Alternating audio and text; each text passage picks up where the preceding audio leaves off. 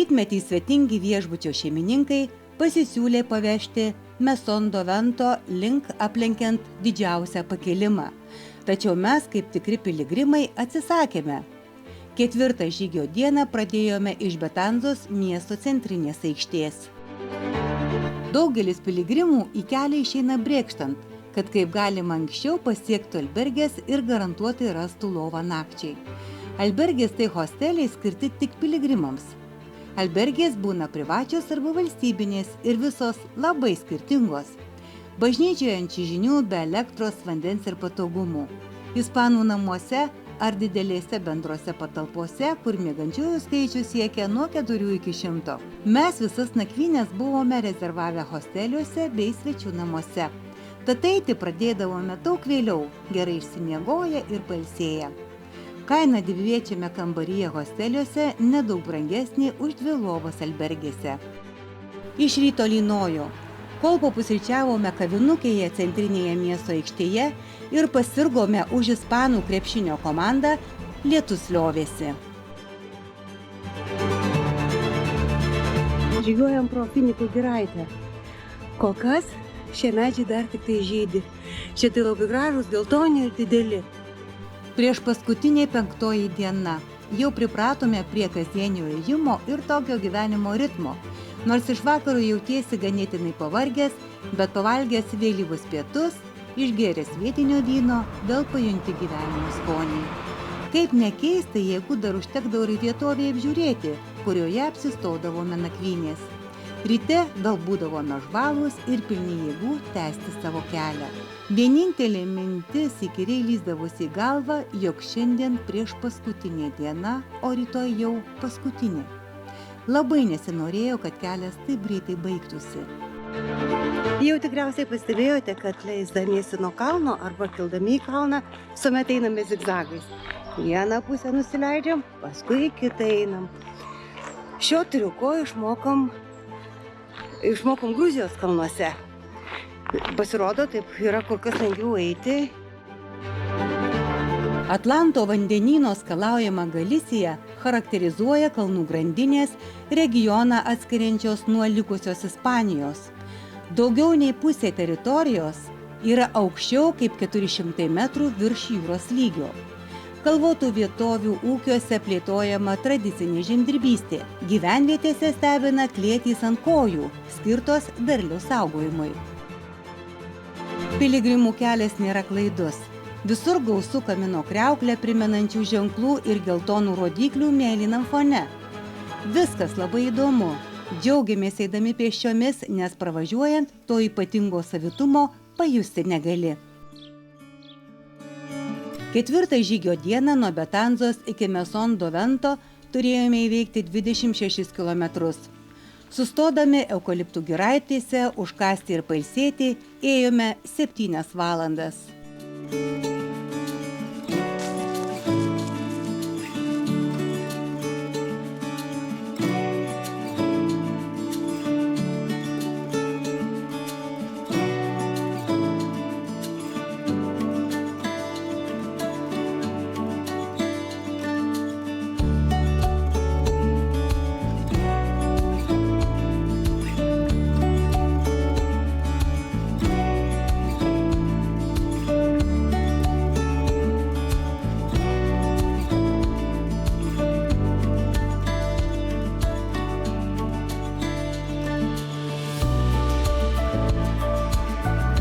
Pagaliau pasiekėme nakvynės vietą. Norėjosi tik nusiprausti, pavakarieniauti ir miegoti. Viskas tuomet tiko. Rodos miegotum ir akmenį po galvą pasidėjus.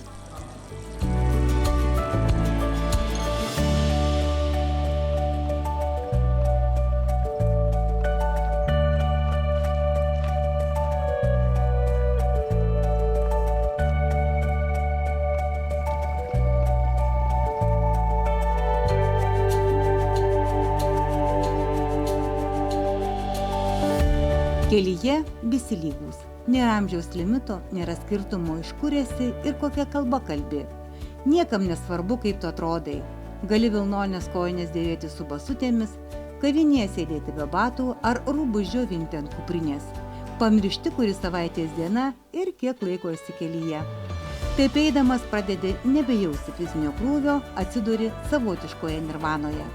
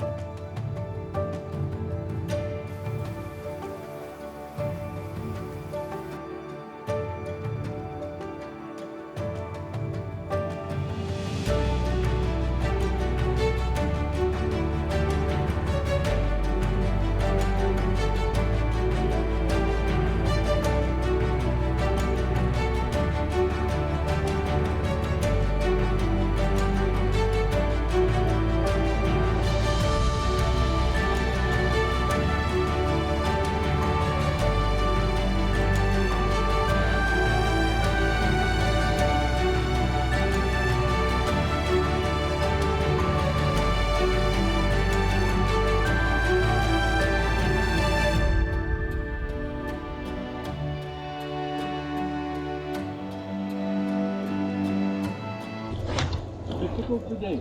No, No? today not a lot. Yesterday. Yesterday evening I was. Su šia moterimi susipažinome artimiau. Mūsų vedė vienas labai netikėtas ir neįtikėtinas įvykis, apie kurį papasakosime vėliau.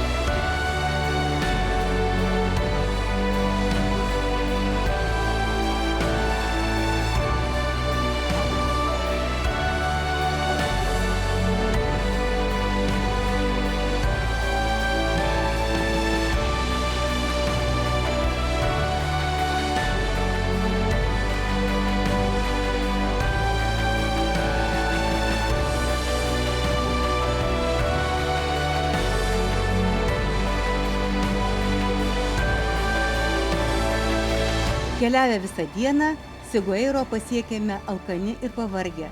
Nakčiai apsistojome priemiestyje šeimos viešbutėlyje. Laimiai vakare niekur nebereikėjo klajoti.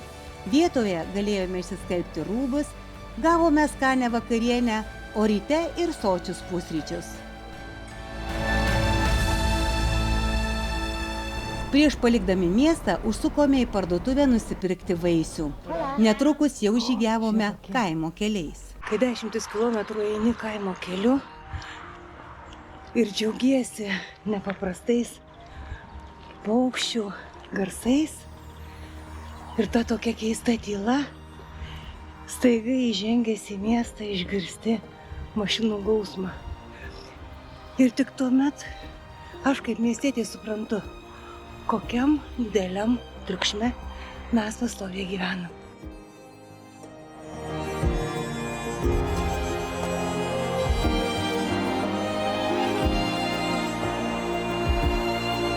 Mudu ėjome dviese, sutikdami tą pačią kryptimi einančius piligrimus iš Ispanijos, Anglijos, Pietų Afrikos, Prancūzijos, Vokietijos, Amerikos, Airijos, Italijos ir kitų šalių.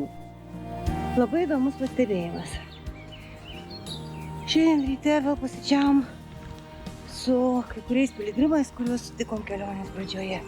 Pasikeitė žmonių akys, pasikeitė išraiška, veidai tapo tokie šviesus ir akys kažkokios tai kitokios.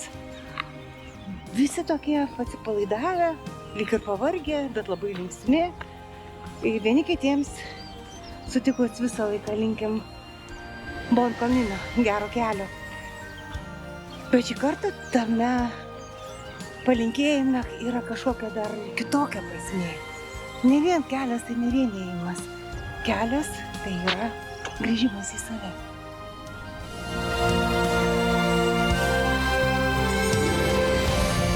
Visiškai nesvarbu, ar eini poroje, ar su kompanija, vis tiek kelyje esi vienas.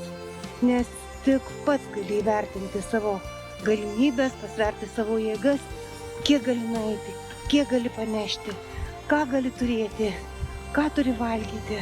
Kažkaip tai iš pradžių mintys būna įkyrios, paskui pasidaro nesvarbu, ką padarei ar ko nepadarei. Net neplanuoji, ką padarysi, nes kelyje esi tik tai tu ir tavo kelias. Ką jaučia žmogus eidamas tokį ilgą kelią? Kai tiesiog eini lyg jautis įstatytas į vagą, kažkas viduje pasikeičia. Atsiranda daugybė pojūčių.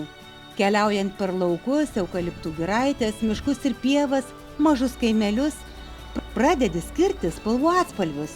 Jei iš pradžių jauti tik sodrų kvapą, pradedi suprasti, kaip kvepia žemė, kiekvienas augalėlis atskirai. Girdi paukščių čiulbėjimo ir cikadų čirškesio bendrą simfoniją. Mintys išskaidrėja, nebelieka vietos savigraužai ar priekaištams. Saulės nutviekstame kelyje visą lyg pasidengia ramybės, neskubos ir puikios nuotaikos šydu. Galop mintys ištįsta, tampa lyg permatomos ir retos. Tiesiog eini. Kalnas, pakalnė, lygus takas, kelias, pakrantė ar autostrados pakraštys. Tiesiog eini ir visas esi kelyje. Tokia piligriminės kelionės Camino Santiago de Compostela esmė.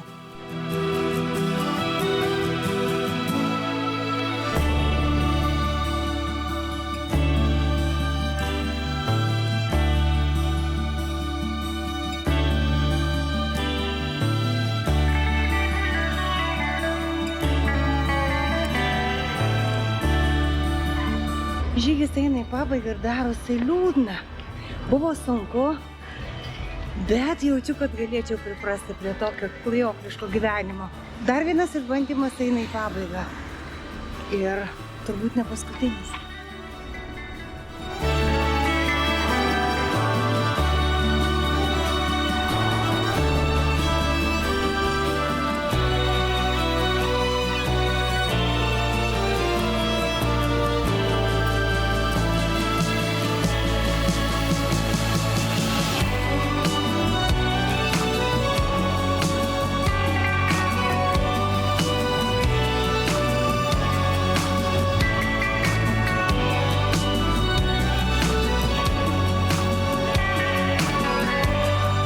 Įžengus į Santiago miestą apima nenusakoma euforija.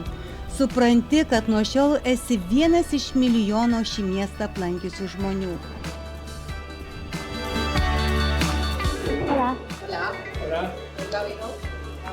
Ateinančius visi pasitinka džiausmingais Buen Camino šūkiais.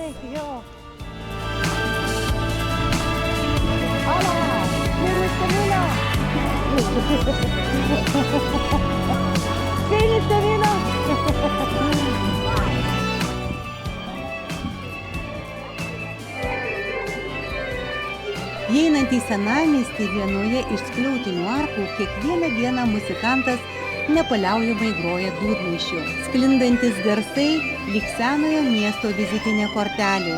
ir pergalės himnas įveikusiems savo kelią. Ir pagaliau centrinė De Compostela aikštė, savotiška piligrimų meka. Nepaprastas džiaugsmas sumišęs su nuovargiu, nutrintų puslėtų kojų skausmu ir nepaaiškinamų jauduliu. Per 6 dienas su sunkiomis kuprinėmis nuėjome beveik 140 km. Tai buvo didžiulis iššūkis, kurį mes sugebėjome įveikti.